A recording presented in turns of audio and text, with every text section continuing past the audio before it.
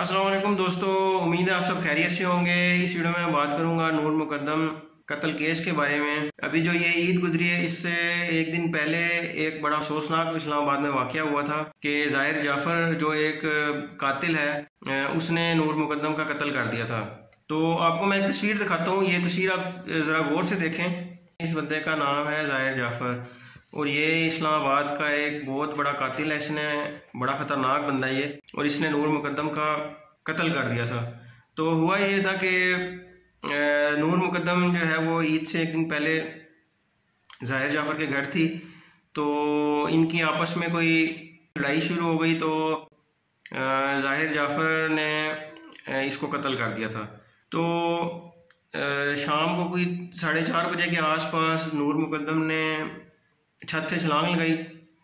आपको मैं तस्वीर दिखा देता हूँ। ये घर है और इसमें ये आप देख सकते हैं कि ये खिड़की है जहाँ से नूर ने छलांग लगाई और वो इधर नीचे आके गिरी। यहाँ से उसके बाद फिर वो भागी, यानी उसने छलांग, ज़ाहिर बात है वो इसलिए लगाई होगी, या तो वो नूर मुकद्दम को गोली मारने लगा था या कोई चाकू मारने लगा था। तो वो उसने फिर नीचे छलांग लगा दी और फिर नीचे वो गिरी और उसको काफ़ी चोटें वगैरह आई। ये आपको मैं इस वीडियो में दिखा रहा हूँ। ये 2 गेट आपको नज़र आ रहे हैं। तो एक तो वो गेट है वो जो आगे लॉन की तरफ जा रहा है, वहाँ पौधे वगैरह लगे हुए हैं। तो ये जो गेट है ना, जो आपको लेफ्ट साइड पे नज़र आ रहा है, ये वो गेट है जो बाहर सड़क पे निकलता है, ये गेट। तो नूर मुकद्दम फिर इस गेट की तरफ भागी और यहाँ पे जो सिक्योरिटी गार्ड था, सिक्योरिटी गार्ड ने उसको रोक लिया। और उसके बाद फिर वो जो ज़ाहिर जाफ़र था वो उसको नूर मुकद्दम को बालों से पकड़ के फिर घसीट के ऊपर वापस ऊपर ले गया और ज़मीन पे उसने एक दफ़ा पटखा भी उसको, और ऊपर जाके ना उसने फिर नूर मुकद्दम को कत्ल कर दिया। और कत्ल करने के बाद उसका सर काट के ना वो अलग रख दिया उसने। ये वाक़या हुआ था। फिर यहाँ पे जी थेरेपी वर्क्स की टीम आई। फिर इसने जो है ना वो सीढ़ियाँ लगा के, थेरेपी वर्क्स का एक वो बंदा है अमजद उसका नाम है, वो ऊपर चढ़ के गया और इसने ज़ाहिर जाफ़र ने उस पर भी हमला कर दिया। गोली उस पर चलाई और गोली जो थी वो उसमें गन के अंदर ही फंस गई थी। तो फिर उसने चाकू से उस पर हमला कर दिया, वो भी अस्पताल पहुंच गया। फिर उसके बाद जो इधर ये जो मोहल्ले वाले हैं आसपास, यहाँ पे किसी ने कॉल करके पुलिस को बुला लिया। पुलिस आ गई, पुलिस इसको पकड़ के ले गई। तो अभी ये जेल में है। अच्छा, तो ये जी कत्ल का वाक़या हुआ है इस्लामाबाद में। और इसमें हम बात कर लेते हैं कि कौन कौन लोग इसमें कसूरवार है। तो ज़ाहिर जाफ़र इसमें कसूरवार है। और ये जो ज़ाहिर जाफ़र है ना, ये मतलब आप ये कह लें कि जो फ़िरौन के चमचे हैं ये सारे, ठीक है। जो इस तरह के जो लोग होते हैं ना, जो लोगों पे जुल्म करते हैं, फ़िरौन भी ऐसे ही था ना कि वो जुल्म करता था लोगों पे के ऊपर। ज़ाहिर जाफ़र इसमें कसूरवार है। उसके बाद जो सिक्योरिटी गार्ड है, मतलब वो जब वहाँ से भागने लगी थी तो सिक्योरिटी गार्ड ने उसको रोक लिया था। फिर ये फिर ले गया वहाँ पे और इसने उसको कत्ल कर दिया। तो अब हम बात करते हैं कि सोशल मीडिया पे लोग इस बारे में क्या कुछ कह रहे हैं, इस पे बात कर लेते हैं। सोशल मीडिया पे कुछ लोग कहते हैं कि जी कि वो नूर वहाँ पे क्यों गई थी। तो इस पे मैं ये कहना चाहता हूँ कि मैंने अपनी एक और वीडियो में भी ये बात की थी कि इस्लाम में हुकूक होते हैं 2 तरह के। एक होते हैं हुकूकुल अल्लाह और एक होते हैं हुकूकुल इबाद। तो एक बंदा कहाँ जाता है, क्या करता है, वो नमाज पढ़ता है या नहीं पढ़ता। तो ये जो सारी चीज़ें होती हैं ना, ये चीज़ें हुकूकुल अल्लाह के अंदर आती हैं। यानी कि एक शख्स किधर जाता है, क्या करता है, वो हिसाब जो है ना वो मरने के बाद अल्लाह ने लेना है। तो वो हमारे पास ये हक नहीं है कि हम ये कहें कि वो वहाँ पे क्यों गई थी। तो ये जो सवाल है ना, ये नूर के वालिदैन ये सवाल कर सकते हैं कि जी नूर वहाँ पे क्यों गई थी। और उसके बाद फिर मरने के बाद फिर अल्लाह के और बंदे के बीच में मामला है कि उसमें अल्लाह हिसाब कर लेगा कि जी कि वो वहाँ पे क्यों गई थी। तो ये नहीं करना चाहिए। और इसमें एक और मैं आपको बताता हूँ कि हमारे यहाँ पे क्या होता है कि जब कोई कत्ल हो जाता है ना, तो लोग क्या करते हैं कि वो एक इंग्लिश में एक लफ्ज़ होता है कैरेक्टर असैसिनेशन, यानी कि वो कुछ लोग होते हैं वो ये बात करते हैं कि जी वो नूर वहाँ पे क्यों गई थी, बुरे का अंजाम बुरा होता है। तो ये सारी चीज़ें हैं। तो कैरेक्टर असैसिनेशन नहीं करनी चाहिए। और मैं मौलाना तारिक जमील सर का एक बयान सुन रहा था, तो उसमें उन्होंने एक बड़ी अच्छी बात की। उन्होंने बताया कि मतलब उन्होंने कहा कि इस्लाम में हमें यह सिखाया गया कि हम अपने आप को ठीक करें। मतलब कि आजकल तो ये रिवाज है ना कि लोग दूसरों को देखते हैं कि जी वो उसमें क्या गलतियाँ, उसमें क्या गलतियाँ। मिसाल मैं आपको देता हूँ कि एक शख्स है वो 5 वक्त की नमाज़ नहीं पढ़ता। 5 वक्त की नमाज़ ना पढ़ना भी बहुत बड़ा गुनाह है। तो वो 5 वक्त की नमाज़ नहीं पढ़ता, वो गुनाह उसका जो अपने अंदर है वो उसको नज़र नहीं आ रहा, लेकिन वो दूसरों पे नज़र रखेगा कि जी वो वहाँ पे क्यों गई थी। तो इसलिए हमें चाहिए कि हम अपने आप को ठीक करें। दूसरों पे नज़रें रखना छोड़ दें। अच्छा, यहाँ पे एक और सवाल जो यूट्यूब पे आपने वीडियोस देखेंगे उसमें लोग करते हैं कि जी ये कि क्या ये प्लान मर्डर था। तो मेरे ख्याल से प्लान मर्डर नहीं था, क्योंकि अगर ये प्लान मर्डर होता तो जो ये जाहिर जाफ़र है ये लाजमी अपने घर के सीसीटीवी कैमरे ऑफ कर देता। तो इस वीडियो में आपको दिखा देता हूँ। इस वीडियो में आप ये देखें कि एक ये सीसीटीवी कैमरा ये लगा हुआ है, दूसरा ये लगा है, 3 सीसीटीवी कैमरे इस घर के अंदर लगे हुए हैं, जाहिर जाफ़र के घर के अंदर।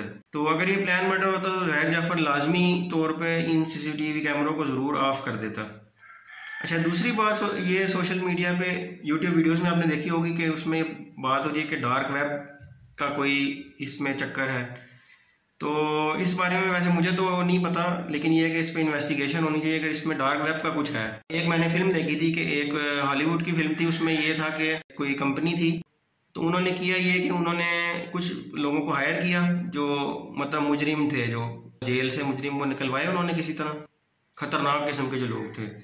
और उसके बाद उन्होंने ना उनको जंगलों में छोड़ दिया और उन्होंने कहा कि जी आप सब एक दूसरे को मारो, सब ने एक दूसरे को कत्ल कर देना है। तो उस जंगल में उनको छोड़ दिया। उस मूवी का नाम मैं इधर एडिट में लिख देता हूँ, मुझे अभी जहन में नहीं याद आ रहा। और वो लाइव जो फुटेज थी ना वो कहीं पे चल रही थी, किसी यानी कि डार्क वेब पे कहीं पे ना कोई सीक्रेट वेबसाइट पे वो चल रही थी फुटेज, और उस पे जो है ना वो लोगों ने पैसा भी लगा दिया था और बहुत सारे लोग लाइव उसको देख रहे थे। तो उस फिल्म के अंदर ये था कि वो सब ने एक दूसरे को कत्ल करना था, जो आखिर में जो बंदा बचेगा उसको इनाम मिलेगा लाखों करोड़ों रुपए का। तो वो ये फिल्म थी। The most vicious form of illegal entertainment. Give me 182 feet. Is about to go online. The players, ruthless killers. Ooh, the game. Stay alive. All right, what do we got? Well, 23, 24, 31, all.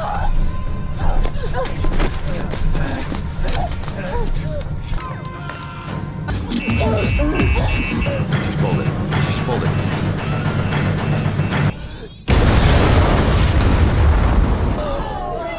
तो इसमें तो इनको police को investigation करनी चाहिए। अगर dark web का चक्कर हुआ तो फिर इसमें यही होगा कि ये लाइव फुटेज वो दिखा रहे होगा कि देखो मैं मार रहा हूँ, लाइव मार रहा हूँ। तो ये अभी फिलहाल मुझे तो नहीं पता, लेकिन इस पर इन्वेस्टिगेशन होनी चाहिए। अच्छा, उसके बाद एक और बात, जो एक मैंने यूट्यूबर देखा था, वो यूट्यूबर ये कह रहे थे कि जाहिर जाफ़र ने ना नूर मुकद्दम की बलि दी है। तो मेरे ख्याल से बली बात भी नहीं हो सकती, क्योंकि होता क्या है कि कोई भी काम करने का ना अपना एक माहौल होता है।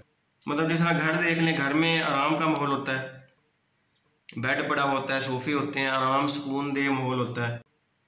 ऑफिस में आप देख लें, ऑफिस का माहौल अलग होता है। वहाँ पे ऑफिस में आपको ये नहीं होगा कि जी लोग काम कर रहे हैं, बीच में चरपाई पड़ी हुई है कि जी चलो थोड़ी देर आराम भी कर लेना। तो ऑफिस में ऑफिस का माहौल होता है। और जो बलि देने वाली बात है, बलि देने में आपने फिल्मों में देखा होगा कि अगर यहाँ पे जाहिर जाफ़र ने नूर मुकद्दम की बलि दी होती तो वहाँ पे ये होता कि उस तरह का जो है ना काला जादू या बलि देने वाला माहौल होता है। वहाँ पे कोई हरी मिर्चें नज़र आती, वहाँ पे मोमबत्तियाँ नज़र आती, इसके अलावा वहाँ पे नींबू वहाँ पे पड़े हुए नज़र आते, और वहाँ पे अंगीठी आग जलाने वाली वो भी नज़र आती। तो उस तरह का माहौल वहाँ पे ज़रूर नज़र आता अगर उसने बलि दी होती। और इसमें एक और बात कही जा रही थी कि जाहिर जाफ़र ने जो है ना वो नूर मुकद्दम की बलि दी, इसलिए उसने मगरिब होने का इंतज़ार किया। तो मेरे ख्याल से ये बात नहीं हो सकती, क्योंकि अगर उसने बलि देनी होती तो वो उस तरह का वो वहाँ पे माहौल ज़रूर नज़र आता। तो ऐसा कुछ नहीं था, तो ये बात मेरे ख्याल से ठीक नहीं है। उसके बाद एक सवाल ये है कि जाहिर जाफ़र के वालिदैन को सज़ा होनी चाहिए या नहीं होनी चाहिए, क्योंकि अभी तो वो जेल में ही हैं दोनों वालिदैन। तो इस बारे में जो बाकी यूट्यूबर्स हैं वो तो ये कहते हैं कि भाई उनको सज़ा होनी चाहिए, लेकिन उनकी चलो अपनी राय है। लेकिन मेरी इस बारे में मेरा ख्याल ये है कि उनको सज़ा उनको नहीं होनी चाहिए, क्योंकि अब जो मैंने देखा है जो वीडियोज़ में जो लोग बात करते हैं ना, वो ये कहते हैं कि जाहिर जाफ़र के वालिदैन को सज़ा इसलिए होनी चाहिए क्योंकि वो सहूलतकार थे, उन्होंने पुलिस को कॉल नहीं की। जाहिर जाफ़र ने अपने बाप जाकिर जाफ़र को कॉल करके बता दिया था कि नूर मुझसे शादी से इनकार कर रही है तो मैं इसको कत्ल कर दूंगा, उसने बता दिया था। तो लोग ये कह रहे हैं कि जी जाहिर जाफ़र ने पुलिस को कॉल नहीं की, उसको पुलिस को कॉल करनी चाहिए थी, तो इसलिए उसको भी सज़ा होनी चाहिए। तो इस बारे में मैं ये कहूँगा कि कोई भी बाप, कोई भी वालिदैन ये नहीं चाहेंगे कि वो कोई बच्चा उनका जो भी करे तो वो कभी भी नहीं चाहेंगे कि वो पुलिस उनको पकड़ के ले जाए। तो उस वक़्त कोई भी उनकी जगह कोई भी वालिदैन होते वो यही करते, वो और कहीं से मतलब मदद मांग लेते। जिस तरह इन्होंने थेरेपी वर्क्स को लोगों को कॉल कर दी ज़ाहिर जाफ़र के बाप ने कि जी इसको कंट्रोल करो जाके, ठीक है। अच्छा, इसमें फिर एक और बात लोग कर रहे हैं कि जी कि ज़ाहिर जाफ़र के वालिदैन को इसलिए सज़ा होनी चाहिए कि उन्होंने तरबियत ठीक नहीं की। तो इस बारे में मैं ये कहूँगा कि अगर गलत तरबियत करने पर वालिदैन को सज़ा मिलने चाहिए तो इस हिसाब से तो पाकिस्तान में फिर हज़ारों या लाखों वालिदैन होंगे, उनको जेल में डाल देना चाहिए क्योंकि उन्होंने बच्चों की तरबियत अच्छी नहीं की। उसके बाद ये जो आपने मीनार पाकिस्तान में बड़ा अफसोसनाक वाक़या हुआ था 14 अगस्त को, अभी जो गुजरी है 14 अगस्त, कि वहाँ पे एक लड़की के लड़कों ने कपड़े फाड़ दिए, बड़े कोई जाहिल किस्म के लोग थे, तो उनके फिर वालिदैन को भी जेल में डाल देना चाहिए। तो इस तरह तो पाकिस्तान के लाखों हज़ारों लाखों वालिदैन जेल में चले जाएंगे, ठीक है। तो इसमें मैं ये कहना चाहता हूँ कि इसमें जो सबसे इस वक्त जो बेहतरीन जो कानून है वो इस वक्त मैं ये कहता हूँ कि सऊदी अरब का कानून है। सऊदी अरब में क्या होता है कि वहाँ पे एक शख्स चोरी करता है और उसको वो फिर हाथ काट देते हैं। मतलब इसका ना वो सऊदी अरब का एक वो लतीफ़ा भी बना हुआ था कि जी कि सऊदी अरब में जब वो कोई चोरी करता है ना कोई बंदा, तो उसका हाथ काट के और दूसरे हाथ में पकड़ा देते हैं कि जी ये आपका हुआ। सऊदी अरब की अदालतें ये नहीं करती कि जी अच्छा इसने चोरी की है जी, ठीक है, इसके वालिदैन ने गलत तरबियत की होगी, चलो जी वालिदैन का भी हाथ काटो। इस तरह नहीं होता, ठीक है। तो इसमें मैं ये कहना चाहता हूँ अगर एक बच्चा कोई गलती करता है तो उसमें वालिदैन का कसूर, वालिदैन का ये कसूर है कि उन्होंने चलो ठीक है सख्ती नहीं की, लेकिन जो इस्लाम के हिसाब से अगर देखा जाए और पूरी दुनिया में जो कानून बने हुए उनमें भी यही होता है कि जो जुर्म करता है सज़ा सिर्फ उसी को मिलती है। अच्छा, आपको मैं एक मिसाल देता हूँ। मिसाल के तौर पर मुझे कोई कॉल करता है कि जी ये फ़लाना तुम्हारे घर में फ़लाना वो है, उसको कोई आया हुआ है, उसको कत्ल कर दो। तो भाई मैं उसको कहूँगा कि क्यों भाई मैं पागल हूँ, क्यों कत्ल करूँ? तो लोग जो ये कह रहे हैं कि जी कि वो सहूलतकार है उसके वालिदैन, तो मैं ये कहूँगा कि मतलब अगर कोई फ़ोन पे कहता है, मिसाल के तो मुझे कोई कहता है कि जी फ़लाना का कत्ल कर दो और मैं कर देता हूँ, तो सज़ा किसको होनी चाहिए?